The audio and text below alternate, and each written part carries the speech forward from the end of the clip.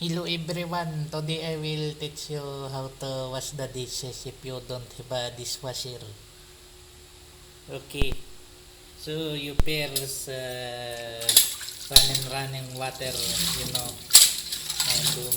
put water in there, here, put water in there, put water in that shit.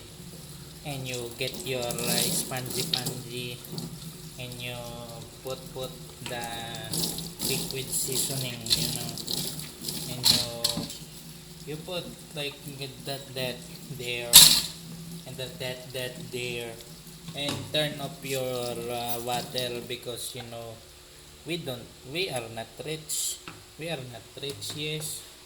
Then you you do this and that. So very easy, right? Very easy. And you next do that. Okay. Very easy, right? Then you do that and put it somewhere else, And for the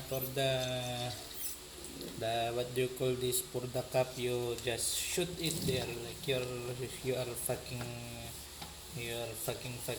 fingering, and then just do that shit and do it again, and the other ano, what you call this, that, and then you have to banlaw then. What the fuck is that English? What the fuck, motherfucker? And just do it like that.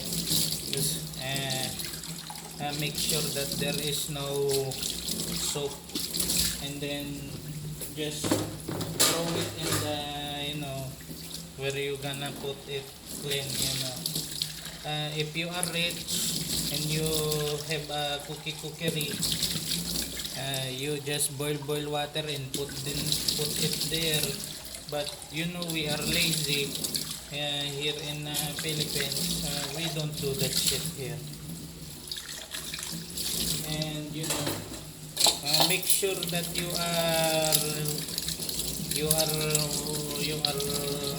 are naked when you are doing this, because who fucking wash their dishes if they're not naked, right?